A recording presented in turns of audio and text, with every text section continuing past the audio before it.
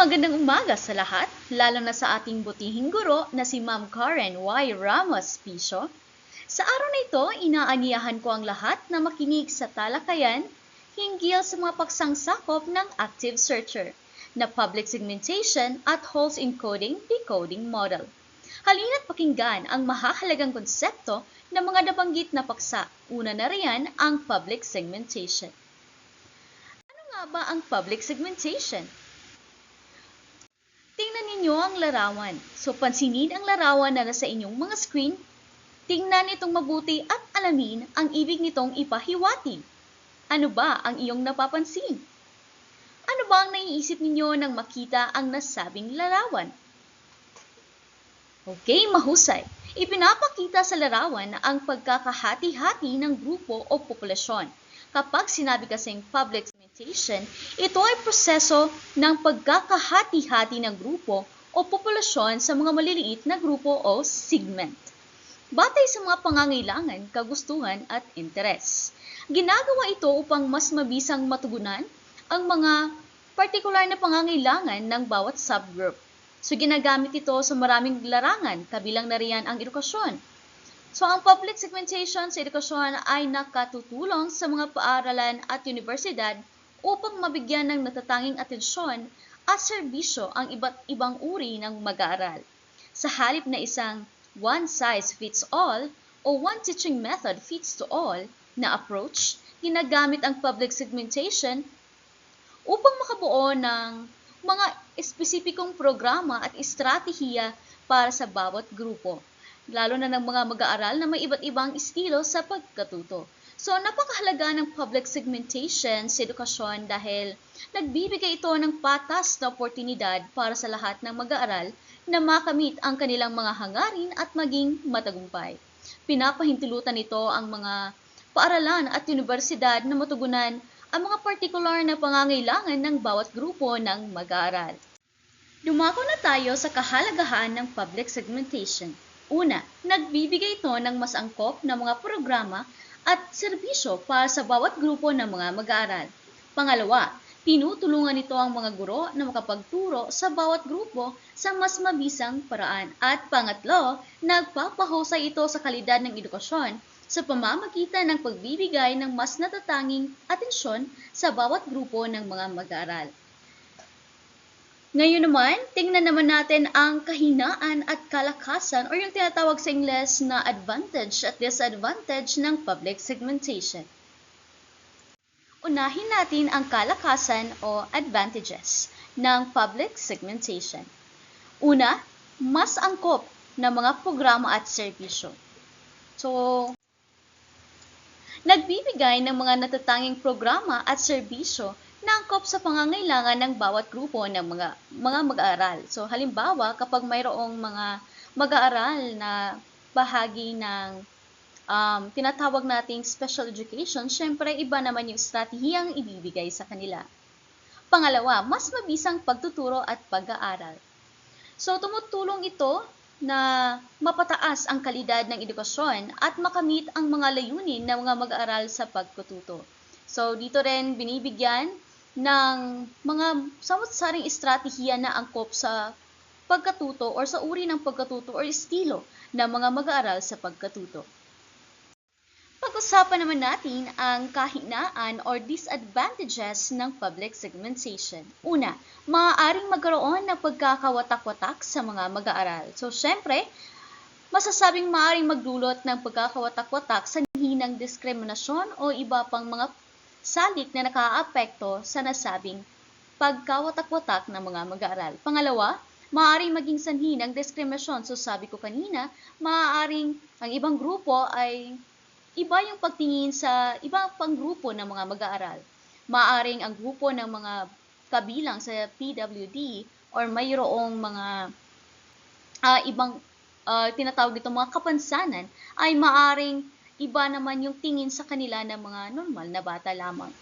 So, syempre, dahil sa paghihiwa-hiwalay o paghahati-hati ng nasabing populasyon ng mga mag-aaral, mas siguro magiging mas mataas ang bilang ng bullying kung sakasakaling mangyari ito. So, depende pa rin yan kung paano i-handle or aayusin ng guro ang nasabing suliranin. Pangatlo, limitasyon sa resources at budget para sa bawat programa. So, maaaring magkaroon ng mga hindi pantay na pag-access sa mga oportunidad at limitadong budget o pondo para sa bawat programa. Kasi syempre, sa bawat grupo na mag-aaral, iba-iba yung kanilang pangangailangan sa pagkututo at iba't iba rin ang estratehiya na gagamitin, pati na rin ang kagamitang pampagtuturo. So, syempre, may mangyayari na kakulangan sa budget para sa mga programang ito dahil na rin sa iba't ibang pangangailangan ng mga mag-aaral. Dumako naman tayo sa mga halimbawa ng public segmentation. Actually, meron tayong 5. So, una riyan yung pagkakahati-hati ng mga mag-aaral ayon sa kanilang pang-edukasyong pangangailangan. So, kung mapapansin niyo sa screen, so para sa mga mag-aaral na may kapansanan o espesyal na pangangailangan, maaaring magkaroon ng mga natatanging klase, pasilidad, programa at mga guro na may espesyal na pagsasanay upang matugunan ang mga pangangailangan ng mga mag-aaral na ito. So karaniwang itong napapansin sa mga paraang nag-o-offer ng special education o SPED. Pangalawa, pagkakahati-hati ng mga mag-aaral ayon sa edad o antas ng pag-aaral. Halimbawa, magkaiba ang focus ng aralin o binibigay ng mga gawain para sa mga mag-aaral na nasa elementarya, sekundarya at kolehiyo. Pangatlo, pagkakahati-hati ng mga mag-aaral ayon sa kanilang pang-akademikong kakayahan o academic performance. So sa pamamagitan ng assessment or evaluation o kaya naman pagtataya, nagkakaroon ng ideya ang guro at mga bahagi ng curriculum kung paano susolusyonan ang iba't ibang pangangailangan ng mga mag-aaral, particular na doon sa mga nasa mababang IQ. So, nagkakaroon ng mga programa para sa mga mag-aaral na mataas o kaya naman ay nasa average na performance o kaya naman ay nasa mababa na performance. Pang-apat, paghahati-hati ng mga mag-aaral ayon sa kanilang pang-ekonomiyang katayuan. So, halimbawa dito, may mga programa na ino-offer ang mga institusyon, mga paaralan para sa mga pamilyang mahihirap o mayayaman. Para naman sa mga mag-aaral na galing sa mga mahihirap na pamilya, merong ino-offer ang pamahalaan o ang gobyerno ng mga scholarships at saka para naman doon sa mga malnourished na mga bata ay binibigyan nila ng feeding program. Pang-5, pagkakahati-hati ng mga mag-aaral batay sa kanilang interes at talento. So, tulad na lamang ng mga mag-aaral na mahilig or interesado sa agham o sining, mayroong ibang training o kaya naman oportunidad sa kanila para mapalago ang kanilang talento. Halimbawa, para sa mga mahihilig sa sining, sila ay binibigyan ng espesyal na klase na kung saan maaari nilang ipamalas ang kanilang galing at mapaunlad pa ito para sa kanilang mga gustong gawin sa buhay at mga pangarap sa buhay. So, bilang konklusyon sa public segmentation, sa pamamagitan ng public segmentation, ang mga paaralan at universidad ay maaaring makapagbigay ng mga natatanging programa at serbisyo na angkop sa mga partikular na pangangailangan ng mga mag-aaral. Ito ay nakatutulong upang mapataas ang kalidad ng edukasyon at makamit ang mga layunin ng mga mag-aaral sa kanilang pag-aaral.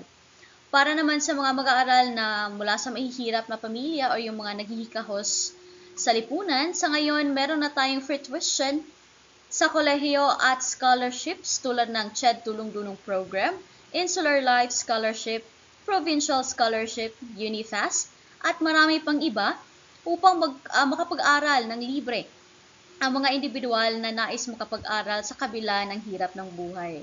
Di ba walang hadlang sa edukasyon kung hahanap lamang ng diskarte at scholarship ang mga mag-aaral. So, nasa mga mag-aaral na talaga sa ngayon kung pagsisikapan nilang makapag-aral kasi kahit mga mahihirap, lahat ay pwedeng matuto, pwedeng maka-access sa edukasyon. Yun yung tinatawag na education for all. Sinasabi din na hindi hadlang yung kahirapan sa pagkatuto at sa pag-unlad ng isang tao sa pamamagitan ng edukasyon. So, meron din tayong feeding program para sa mga mag-aaral sa elementarya na kulang sa nutrisyon or mga malnourished at iba pang suporta upang matiyak na makakapag-aral sila ng maayos at malayo sa sakit. Samantala, para sa mga mag-aaral na may mataas na akademikong kakayahan naman, maaaring magkaroon ng mga programa na nagbibigay ng mas mataas na antas ng mga aralin at mga oportunidad upang masulong ang kanilang mga or upang mapaunlad ang kanilang kakayahan. At maaari din magbigay ng oportunidad para sa mga batang may iba't ibang hilig at talento na mapaunlad ang kanilang mga sarili. Kaya ang public segmentation sa edukasyon ay nakatutulong upang matiyak na ang bawat grupo ng mga mag-aaral ay nakakakuha ng mga natatanging serbisyo at programa na angkop sa kanilang mga pangangailangan. So ito ay mahalaga upang matiyak na ang lahat ng mag-aaral ay may pantay na oportunidad na magtagumpay sa pag-aaral. So yan yung public segmentation.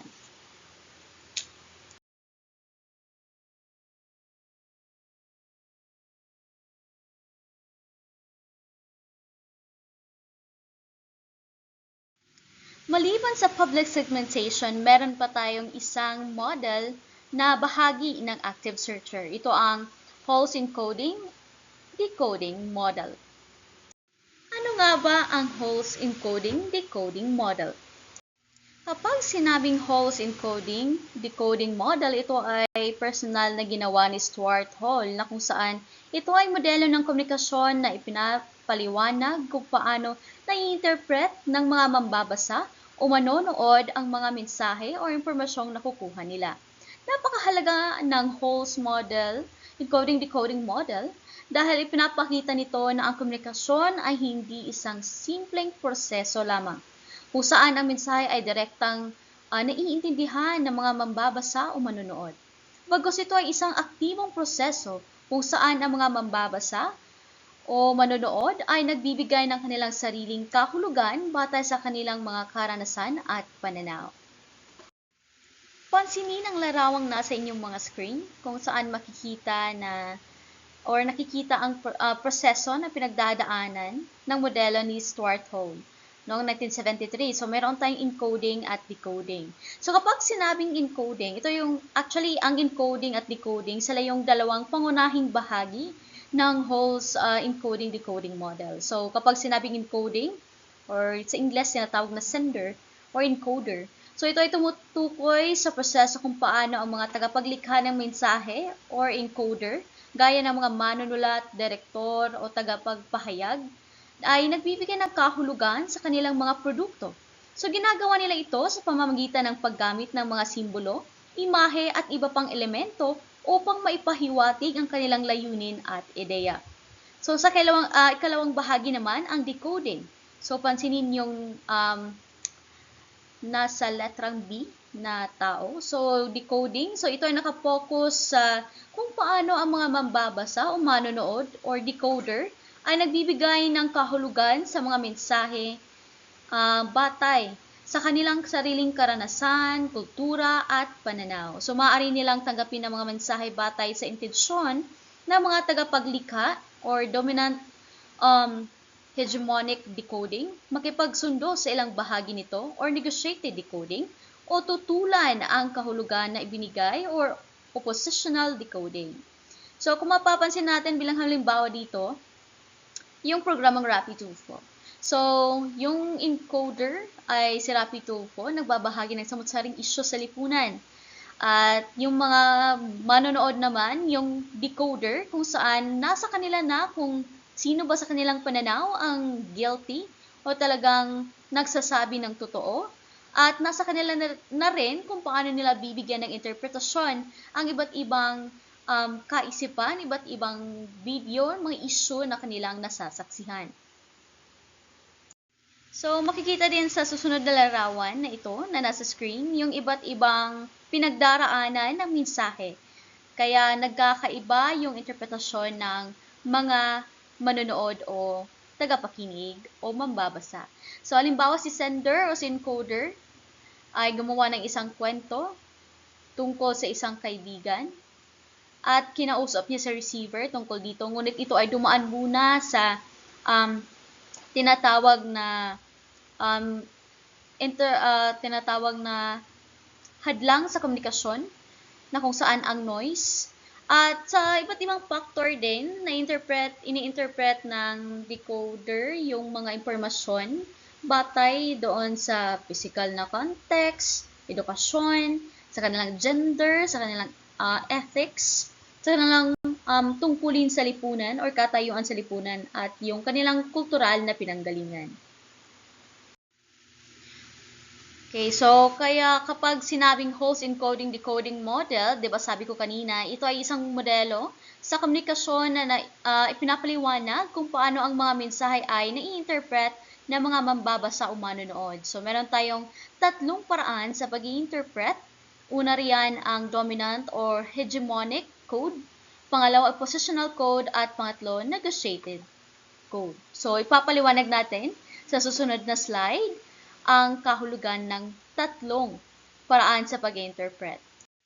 Okay, so unahin na natin yung dominant hegemonic code na isa sa tatlong paraan sa pag-interpret ng mensahe. So kapag tumatanggap at sumasang-ayon ang tao sa kahulugan ng mensahe na itinuturing na tama o normal ng mga may kapangyarihan tulad ng mga guro o mga awtoridad sa edukasyon. So halimbawa dyan, kung ang guro ay nagtuturo ng isang konsepto na itinuturing na katanggap-tanggap at walang pagdududa ng mga estudyante dito. So halimbawa, ang guro ay nagtuturo tungkol sa kahalagahan ng tamang paggamit ng gramatika sa Filipino o tamang pagbibigay ng mensahe o pagsusulat ng mga akda. Yan ay tinuturing na tama sa pananaw ng mga mag-aaral. So syempre, wala na silang pagtutol kundi talagang ina-accept na nila, tinatanggap nila na ito ay tama at walang kaduda-duda. Pangalawa naman, ang oppositional code. So kapag hindi sumasang-ayon ang tao sa kahulugan ng mensahe at nagbibigay ng kanyang sariling interpretasyon na salungat sa itinuturing na tama. So halimbawa dito yung mga estudyante na hindi sumasang-ayon sa isang konsepto na itinuturo ng guro at nagbibigay ng sariling paliwanag na nakatutulong sa kanila. So halimbawa yung paksa nila ay kung sino ba talaga yung dapat na maging bayani. So tinuturo ng guro na si Jose Rizal, ngunit ang mga estudyante ay hindi tinatanggap ang nasabing tinuturo ng guro. So, maaaring para sa kanila ang bayani ay si Andres Bonifacio. So, yan ay isang halimbawa lang. Kung kaya pinapakita doon sa sitwasyon na yon na mayroong pagtutol, mayroong hindi pagsang-ayon sa panig ng mga mag-aaral doon sa sinabi ng guro. Panghuli naman, ang pangatlong paraan sa pag-interpret, negotiated code. So, ang tao ay bumubuo ng kanyang sariling interpretasyon na nakabalanse sa mga pangunahing ideya at sa kanyang personal na sitwasyon. So, halimbawa, kung ang mga estudyante ay may ilang pagkakaunawa sa konsepto na tinuturo ng guro pero may ilang bahagi na hindi nila maintindihan o hindi masyadong malinaw, kaya nagbibigay sila ng kanilang sariling pag-unawa. So, halimbawa rin dito ay yung mayroong GPTA meeting sa paaralan na kung saan hinihingi rin ang punto or opinion ng mga magulang hinggil sa isang nasabing usapin or agenda. Ngayon pag-uusapan naman natin ang kalakasan or advantages ng Halls encoding decoding model. Una na riyan yung itinataguyod ang aktibong pakikilahok. So, binibigyang diin ng model na ang kahulugan ng isang mensahe ay hindi tiyak, ngunit sa halip ay pinag-uusapan sa pagitan ng encoder or nagpadala ng mensahe at decoder o tumatanggap ng mensahe. Ito ay nag-iingat sa mga or ito ay masasabi nating makikita natin sa edukasyon na kung saan ang mga mag-aaral ay nagkakaroon ng aktibong pakikisali sa nilalaman, kritikong pagsusuri, na kung saan bumubuo sila ng kanilang sariling interpretasyon at hinihikayat na magbigay ng feedback.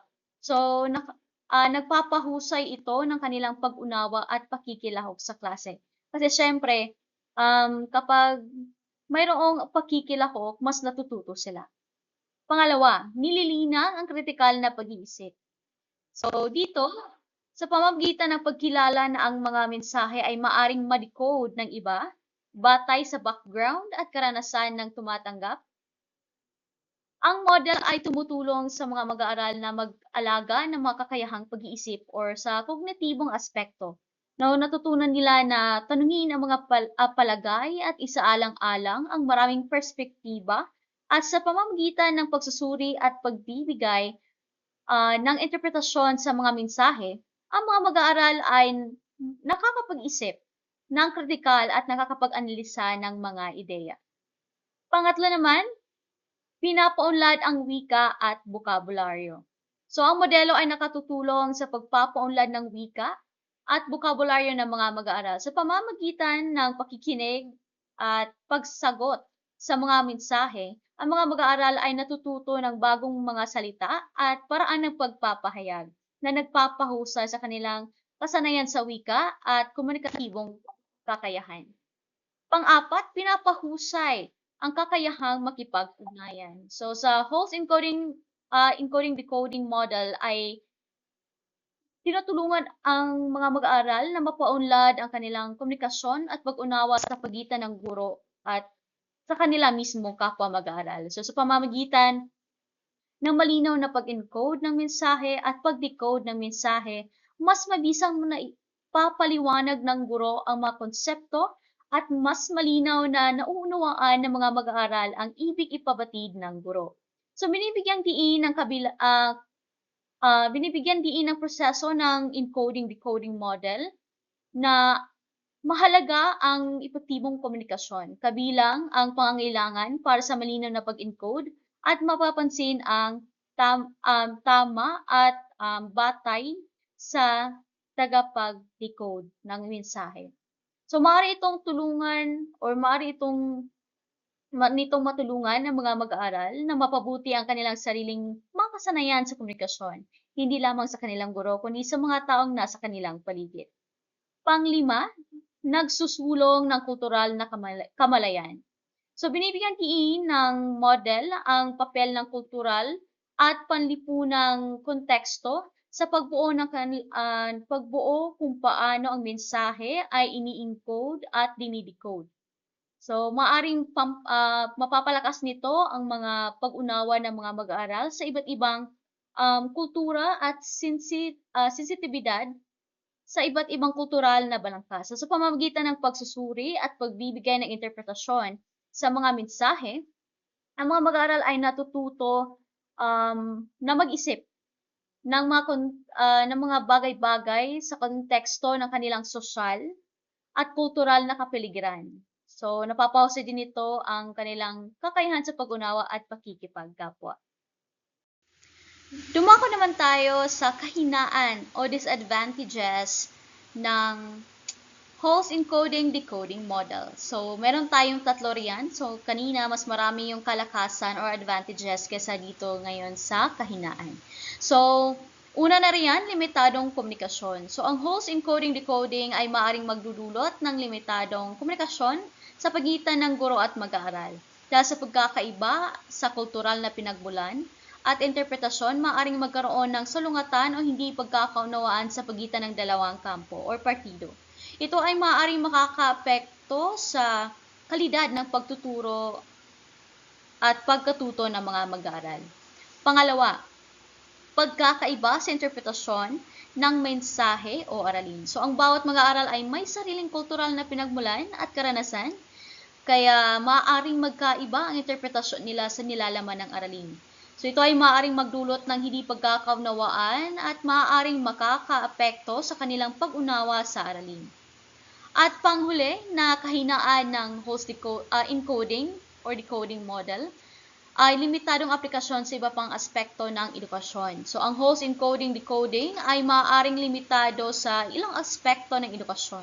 Ito ay maaaring hindi angkop sa lahat ng uri ng aralin at maaring hindi makatutulong sa pag-unlad ng iba pang kasanayan ng mag-aaral sa kanilang pagkatuto. So, pati na rin sa kanilang pangkalahatang pag-unlad sa buhay. So, maaring makakaapekto ito, maging magsisilbing hadlang sa kanilang pag-unlad. Sa pangkalahatan, ang encoding o decoding model ay nagbibigay ng isang mahalagang balangkas para sa mga mag-aaral na paunlarin ang kritikal na pag-iisip, kultural na kamalayan at kakayahang magipag-ugnayan na sa wakas ay pinapahusay ang kanilang karanasan sa pag-aaral. So, yan yung host encoding decoding model ni Stuart Hall. Ngayon, makikita sa inyong screen ang halimbawa ng host encoding decoding model. So, ang isang guro ay nagbibigay ng isang aralin tungkol sa kasaysayan o yung diyan na nangyayari yung encoding. At ang mga mag-aaral naman sa kabilang banda ay maaaring tanggapin ang mensahe tulad ng intensyon ng guro. Kumbaga, sang-ayon sila sa intensyon ng guro sa pagtuturo at pati na rin sa araling tinuturo. Yan yung, dyan pumapasok yung dominant hegemonic code. Maaari ring makipagsundo sa ilang bahagi nito or negotiated code o tutulan ang kahulugan na ibinigay ng guro hinggil sa nasabing aralin o yung tinatawag na oppositional code. So, isang halimbawa pa, ang isang textbook ay nagbibigay ng impormasyon tungkol sa isang paksa. So, dito nangyayari yung encoding. So, ang mga mag-aaral naman ay maaring tanggapin or nangyayari dito ang decoding. Tanggapin ang mensahe tulad ng intensyon ng may akda. Dito nangyayari yung dominant hegemonic code. Magipagsundo sa ilang bahagi nito or negotiated code o tutulan ang kahulugan na ibinigay ng textbook o yung tinatawag nating oppositional code. So, nakadepende talaga sa receiver, nakadepende sa decoder ng mensahe kung paano niya bibigyang interpretasyon ang mga mensahe or ang mga ideya, mga saloobin o kaya kahit anong mga kanyang napapakinggan o nababasa sa iba't ibang uri o iba't ibang anyo ng media. So, syempre, bilang mga guro, nasa atin yung gabay para sa mga mag-aaral sa pagbabahagi ng kaalaman, ngunit magsisilbi lamang tayong tagapayo sa kanila sa panahon na kanila nang iintindihin yung kanilang natutunan. Kasi, lalo na ngayon, na student-centered na yung ating pagtuturo sa DepEd at sa CHED, ang mga guro ay nagsisilbing facilitator na lamang ng pagkatuto ng mga mag-aaral. Kumbaga, nakadepende pa rin sa mag-aaral kung paano nila tatanggapin yung mga itinuturo natin sa kanila. Para sa mga katanungan, klarifikasyon at mga nais matutunan hinggil sa dalawang model, sa public segmentation at host encoding decoding model, maaaring bisitahin ng mga sanggunian na nakalatag sa bidyong ito o kaya naman ay personal na magbigay ng mensahe hinggil sa bagay na ito ng ating mapag-usapan at mapagnilay-nilayan ang mga bagay na medyo hindi malinaw. Kasi ika nga kanina, sa host encoding decoding model, iba't iba yung interpretasyon natin sa mga konsepto na ating naririnig at nababasa. So hanggang sa muli, maraming salamat sa pakikinig.